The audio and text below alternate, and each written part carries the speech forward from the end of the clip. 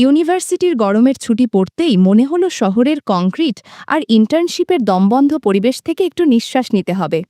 মা বলল, তুই কাকির বাড়ি চলে যা, ও তো এখন একা থাকে। রীতা কাকি, আমার ছোট কাকি, বয়স প্রায় ৩৯, কিন্তু এখনও এমন টান টান প্রাণবন্ত একটা ভাব যে প্রথম দেখায় কেউ বুঝবে না তিনি এত বছর সংসার করছেন। কাকা মিলিটারি চাকরির কারণে বেশিরভাগ সময় বাইরে থাকেন, এই যেমন এখন কাশ্মীরে পোস্টেড। দুপুরবেলা আমি পৌঁছলাম কাকির বাড়ি। দরজাটা খানিকটা খোলা ছিল। কাকি, কাকি বলে কয়েকবার ডাক দিলাম, কোনো সাড়া নেই। ভিতরে ঢুকে দেখি ঘরটা নিঃশব্দ, তবে বিছানায় একটা আঁচলের কোণা আর কাপড় পড়ে আছে। ভাবলাম জামা বদলানোর আগে একটু হাত মুখ ধুয়ে নিই। এমন সময় পেছন থেকে এক কণ্ঠ ভেসে এলো, এই বাবু, তুই এসেছিস? ঘুরে তাকাতেই দেখি কাকি দাঁড়িয়ে, মাথা ভেজা, চুল থেকে জল গড়িয়ে পড়ছে, গায়ে একটা লাল তোয়ালে জড়ানো, একদম সাদাসিধে কিন্তু চোখে পড়ার মতো। ওর মুখে ক্লান্তি আর হাসির একটা মিশেল, কপালে বিন্দু বিন্দু জল, যেন স্নানঘরের শান্তি এখনো সঙ্গে নিয়ে এসেছে। তুই কখন এলি রে? আমি তো কলঘরে স্নান করছিলাম, হেসে বলল কাকি। আমি একটু হেসে বললাম, এই মাত্র এলাম, দরজাটা খোলা দেখে ভেবেছিলাম বাড়িতেই আছেন। তুই বস, আমি একটু জামা পাল্টে আসি, বলেই সে ঘরের ভেতরে চলে গেল। আমি বসে থাকলাম চুপচাপ। কিছু একটা অদ্ভুত অনুভব হচ্ছিল ভিতরে ভিতরে, যেন বহুদিনের চেনা মানুষটাকে হঠাৎ করে নতুন করে চিনে ফেলছি। কিছুক্ষণ পর কাকি ফিরে এলো হালকা ছাপা সাদা কামিজ আর পেটিকোট পরে। জামার পাতলা কাপড়ের ভেতর দিয়ে যেন একটা মৃদু দীপ্তি ছড়িয়েছিল, তবে সেটা কোনোভাবেই অশালীন নয়, বরং এক ধরনের সৌন্দর্যের প্রকাশ, যেটা চোখ সরিয়ে নেওয়া কঠিন করে তোলে। চুলে তখনও স্নানের ভেজা ভাব, মুখে মিষ্টি হাসি। বলল, তুই আয়, ভাত খাইয়ে দি তোকে। আমি উঠোনে কাঠের টেবিলের কাছে বসলাম। কাকি চালের ভাত, ডাল, আলু ভাজা আর কাঁচামরিচ দিয়ে আমার জন্য খাবার পরিবেশন করল। নিজেও পাশে বসলো একটা ছোট প্লেট নিয়ে। টেবিলটা ছোট হওয়ায় আমাদের কাঁধ প্রায় কাছাকাছি এসে গিয়েছিল। খেতে খেতে আমি একটু একটু করে লক্ষ্য করছিলাম কাকিকে। ওর সহজ ব্যবহার, মাঝে মাঝে চুল ঠিক করার ভঙ্গি, কিংবা কথার ফাঁকে হালকা হাসি। আলো ছায়ার খেলায় তার চেহারায় একটা নরম ছায়া পড়ছিল, যেটা চোখে লেগে থাকছিল। আমি খেতে খেতে মুখ নামিয়ে রাখলাম, কিন্তু বুঝতে পারছিলাম ও হয়তো টের পাচ্ছে আমার চোখ মাঝে মাঝে তার দিকে একটু বেশি সময়ের জন্য আটকে যাচ্ছে। একবার চোখে চোখ পড়েও গেল হঠাৎ করে। দুজনেই একটু হেসে নি, যেন কিছু না বলেই অনেক কিছু বলা হয়ে গেল। রাত হলো, ঝড় শুরু হলো বাইরে। ঘরের দরজাটা কাকি নিজেই টেনে দিল। ওর মোবাইলে একটা পুরনো সিনেমা চলছিল। আলো আধারিতে ঘরের মধ্যে সিনেমার দৃশ্যের সঙ্গে সঙ্গে ছায়াপাত হচ্ছিল সিনেমার দৃশ্যের সঙ্গে। খাটে পাশাপাশি আমরা শুয়ে পড়লাম।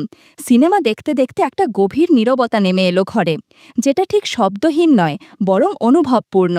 সে রাতে সিনেমার সেই আলো ছায়ার মাঝে একটা মিষ্টি আবেশ তৈরি হয়েছিল, যেটা আজও মনে পড়ে, ভুলে যাওয়ার নয়। কাকি মিটিমিটি হেসে বলল, তোর চোখে কেমন যেন গভীরতা এসেছে রে, আগে এত মনোযোগ দিয়ে তাকাতিস না, এখন কেমন যেন চুপচাপ খেয়ে খেয়ে তাকাস। আমি একটু হেসে বললাম, শহরে থেকে মানুষ একটু বদলে যায় কাকি। কাকি বলল, শহর কি শেখায় তোদের কে জানে, আমার তো ভয় করে মাঝে মাঝে। আমি কিছু বলতে গিয়েও থেমে গেলাম। এরপর আমরা দুজনেই চুপ করে গেলাম।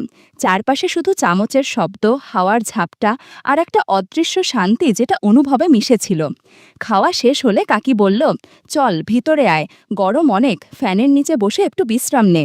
ঘরের ভিতর ঢুকে আমি খাটের একপাশে বসলাম, আর কাকি ফ্যানের নিচে শুয়ে পড়ল বালিশে মাথা রেখে। সে পাশ ফিরে ঘুমিয়ে পড়েছিল। ঘরের হালকা আলোয় ওর মুখে এক ধরনের প্রশান্তি ছিল, যেন নদীর ঢেউ কোলের পাশে এসে চুপচাপ বসে আছে। আমি বসেছিলাম চুপচাপ। হঠাৎ কাকি চোখ না খুলেই জিজ্ঞাসা করল, তুই দুপুর থেকে আর কোথাও গেলি না, শুধু আমার আশেপাশেই ঘুরছিস কেন রে?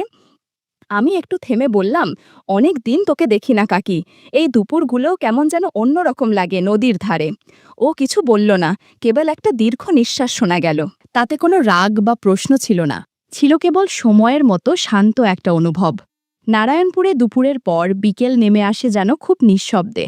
নদীর পাড়ে দাঁড়িয়ে হাওয়া ছাড়া কিছু শোনা যায় না। আমি খাটে আধশোয়া ছিল, আর কাকি পাশেই বিশ্রাম নিচ্ছিল। কিছুক্ষণ পর সে উঠে বসে বলল, গাটা একটু অস্বস্তি লাগছে, কলঘর থেকে গা ধুয়ে আসি। আমি মাথা নাড়লাম। কাকি উঠে একটা গামছা হাতে নিল, চুল বাঁধল আর দরজার দিকে এগিয়ে গেল।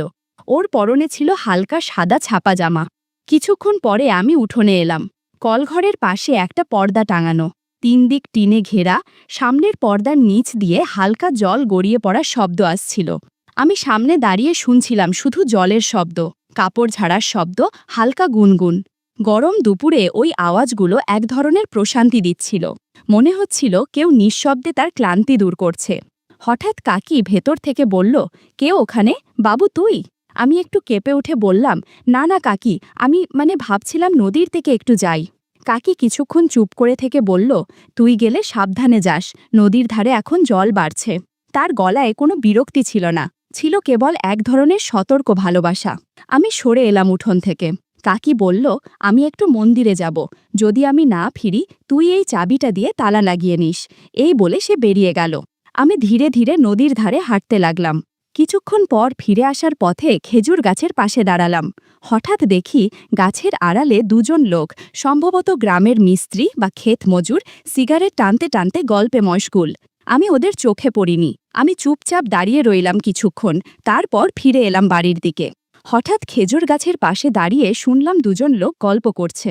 একজন বলল, তোর ওই রীতা কাকি না কি যেন বলিস, তার মতো গৃহিণী এই পাড়ায় আর কই, কি গঠন, কি চালচলন। আরেকজন ফিসফিসিয়ে বলল, সেদিন কলঘরে যাচ্ছিলাম, আমি রাস্তা থেকে দেখে ফেলেছিলাম, সাজগোজের ধরনটাও বেশ গোছানো। ওদের কথা শুনে আমি চুপচাপ দাঁড়িয়ে রইলাম। হাতের তালু ঘেমে যাচ্ছিল, বুকের ভেতর একটা অদ্ভুত অনুভব হচ্ছিল। না রাগ, না গর্ব, না বা পুরোপুরি লজ্জা, সব মিশে একরকম ভার জমে উঠেছিল ভেতরে। মনে হচ্ছিল, তবে কি কাকিকে সবাই এমন চোখেই দেখে? আমি বুঝে গেলাম, রীতা কাকি শুধু আমার কাছেই নয়, অনেকের চোখেই এক ধরনের মুগ্ধতা, এক অব্যক্ত ইচ্ছের প্রতীক। ওর স্বাভাবিক সৌন্দর্য ও ব্যবহার যেন লোকজনের কথার বিষয় হয়ে উঠেছে। আমি আর দাঁড়ালাম না, চুপচাপ বাড়ির দিকে ফিরলাম। উঠোনে এসে দেখি কাকি বসে আছে। সামনে আয়না, পাশে ধূপকাঠি জ্বলছে, চুল খোলা, হাতে নারকেল তেল নিয়ে ধীরে ধীরে মাথায় ঘষছে। আমাকে দেখে বলল, তুই এসেছিস? নদীর ধারে কেমন লাগলো? আমি বললাম, ভালোই, তবে কেউ কেউ শুধু নদী না, তোকে নিয়েও অনেক কথা বলে। ওর মুখে বিস্ময় ছিল না। আয়নায় চোখ রেখেই বলল, অনেকেই অনেক কিছু দেখে, অনেক কিছু বলে, আমি শুনি মাঝে মাঝে। আমি জিজ্ঞাসা করলাম, তুই কিছু বলিস না?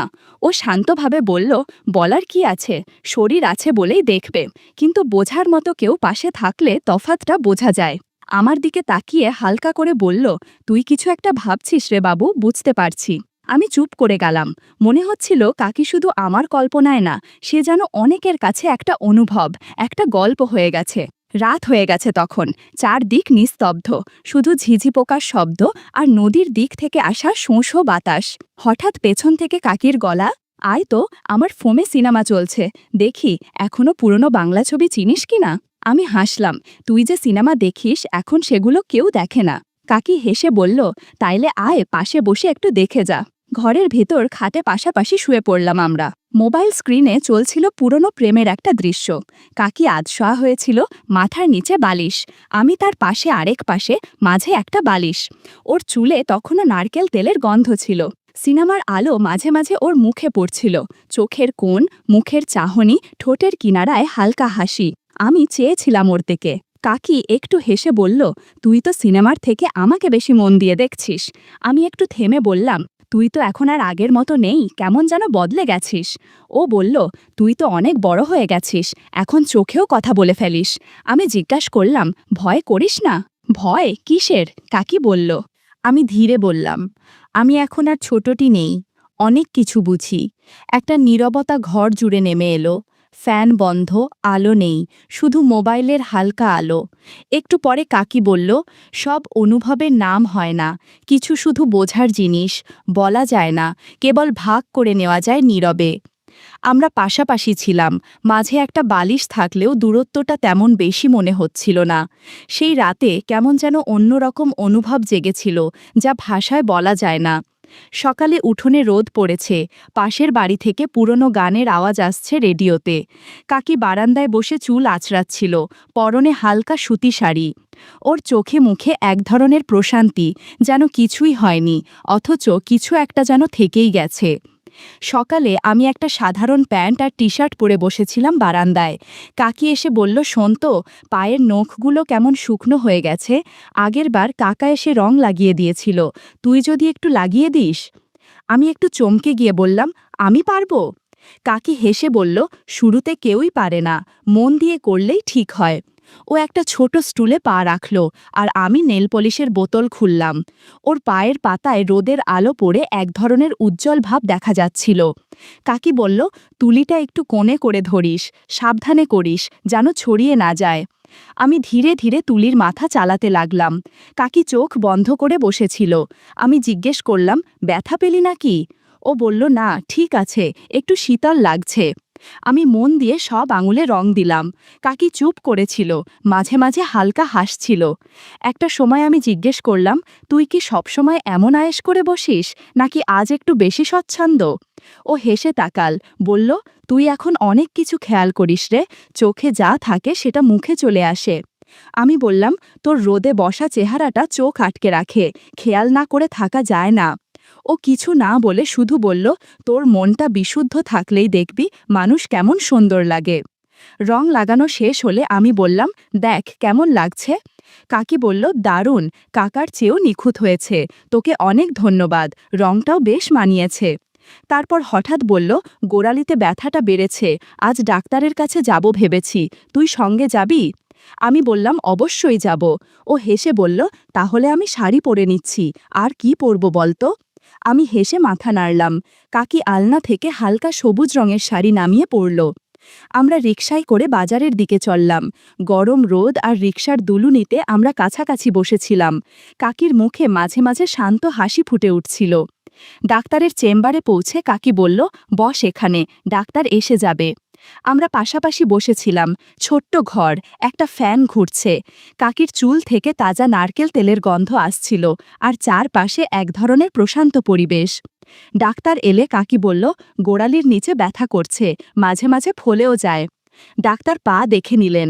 কাকি বলে উঠল, ও আমার নখে রং লাগিয়ে দিয়েছে আজকে, খুব যত্ন করে করেছে। ডাক্তার হেসে আমার দিকে তাকাল। আমি একটু লজ্জায় মাথা নিচু করলাম। চেম্বার থেকে বের হওয়ার পর রিকশায় ফেরার সময় কাকি কিছুক্ষণ চুপ ছিল। তারপর বলল, তুই খুব লক্ষ্য করে সবকিছু দেখিস, আজ তোর চোখেই সেটা বুঝলাম। আমি বললাম, সবকিছু বলা যায় না কাকি, কিছু অনুভব শুধু বোঝা যায়। ও হালকা ঘাড় ঘুরিয়ে বলল, তোর চোখই আজ অনেক কিছু বলেছে। সকালে কাকি জানালো বিকেলে ওর মামাতো বোন আর জামাই আসবে। বলল, তুই বাইরে একটু ঘুরে আয়, আমি রান্না করি। আমি বললাম, তুই একা পারবি? আমি তোকে রান্নাঘরে হেল্প করব। ও বিস্ময়ে তাকিয়ে বলল, সত্যি বলছিস? আমি হেসে বললাম, তোর পাশে থাকাটাই আমার দায়িত্ব। রান্নাঘরে ঢুকেই ঘামের গন্ধে কপাল ভিজে গেল।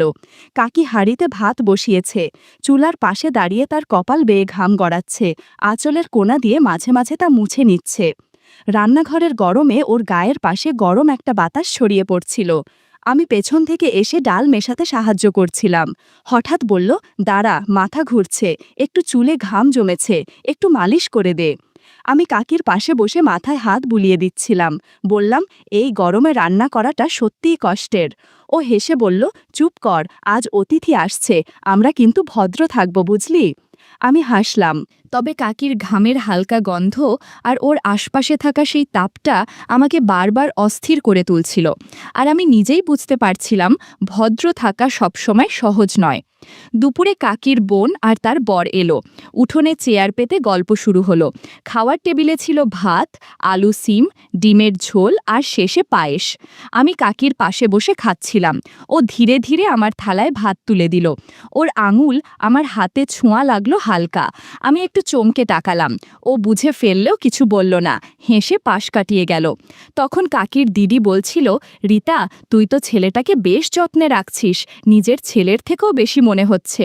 কাকি হেসে বলল, যাকে ভালো লাগে তার জন্য কিছু করতে মন চায়। আমি বুঝে গেলাম কথাটা কার উদ্দেশ্যে বলা। রাতে সবাই গল্পে ব্যস্ত, আর আমি ও কাকি রান্নাঘরে থালা বাসন গুছাচ্ছিলাম। হঠাৎ একটা গ্লাসে ওর আঙুল কেটে গেল হালকা। আমি বললাম, দাঁড়া, আমি দেখে দিচ্ছি। ও বলল, তুই একটু বেশি ভাবিস, তেমন কিছু হয়নি। আমি ওর আঙুল চেপে ধরে রুমালে মুড়ে দিলাম। কাছে গিয়ে আলতো গলায় বললাম, যার গায়ে লাগে না তার চোখে পানি আসে কেন? কাকি আমার দিকে কিছুক্ষণ তাকিয়ে রইল, তারপর ধীরে বলল, তুই থাকলে সব ব্যথাই যেন মিষ্টি লাগে। রাত প্রায় 12টা, অতিথিরা ঘুমিয়ে পড়েছে। চারপাশ নিস্তব্ধ, দূরে ঝড়ের আওয়াজ। আচমকা বৃষ্টি শুরু হলো। আমি বিছানায় শুয়ে আছি, কিন্তু ঘুম আসছে না। হঠাৎ দেখি কাকির ঘরের আলো জ্বলছে। দরজার ফাঁক দিয়ে আলো বাইরে পড়ছে। আমি আস্তে পা ফেলে কাকির ঘরের সামনে এলাম। ভেতরে হালকা হাঁটার শব্দ। জানালার পর্দা বাতাসে নড়ছে। কাকি জানালার দিকে তাকিয়ে বলল, কে? আমি বললাম, আমি। এই বৃষ্টিতে ঘুম আসছে না। কাকি একটু চুপ করে বলল, ভেতরে আয়, জানালাটা বন্ধ করে দে। আমি ভেতরে ঢুকে জানালা বন্ধ করে ওর দিকে তাকালাম। কাকি বালিশে হেলান দিয়ে বসে আছে, কাঁধে হালকা চাদর চাপা, চোখে ক্লান্তি, কিন্তু মুখে এক শান্ত প্রশান্তি। আমি বললাম, তুই তো আজকাল খুব চুপ হয়ে গেছিস। ও বলল, সব কথা মুখে বলা যায় না রে, কিছু অনুভব শুধু চোখেই বোঝাতে হয়। আমি ওর পাশে বসে পড়লাম, আলতো করে ওর হাত ধরলাম। ও কিছু বলল না, শুধু চোখ বন্ধ করল। তারপর হঠাৎ বলল, তুই যখন এলি আমি তোকে চিনতেই পারিনি। এখন তুই অনেক পরিণত, অনেক বুঝিস। আর আমি জানি না কেন তোর সামনে নিজেকে একটু অন্যরকম লাগে। আমি ধীরে বললাম, তুই আমার সেই শূন্য জায়গায় এসে দাঁড়িয়েছিস যেখানে কেউ কখনো ছিল না। ওর চোখে অশ্রু জমে উঠল, কিন্তু মুখে একটা মিষ্টি হাসি ফুটে রইল। বলল, কাকা যত ভালোই হোক, আমার ভেতরের এই দিকটা কেউ বোঝেনি, তুই বোঝিস। বৃষ্টির শব্দ তখন জানালায় টুপটাপ, ঘরের বাতাসে রান্না আর নারকেল তেলের গন্ধ। কাকি আমার কাঁধে মাথা রাখল, আমি ওর চুলে হাত বুলিয়ে দিলাম। তুই কবে যাবি? কাকি ফিসফিস করে জিজ্ঞেস করল। আমি বললাম, যখন তুই বলবি আমি থাকব। ও বলল, তুই থাকিস তো পাশে, আজ কেমন যেন মন খারাপ লাগছে। আমি কোনো কথা বললাম না। কাকি ধীরে দরজাটা টেনে দিল। বাইরে ঝড়ের গর্জন আমাদের নিঃশব্দতা ঢেকে দিচ্ছিল।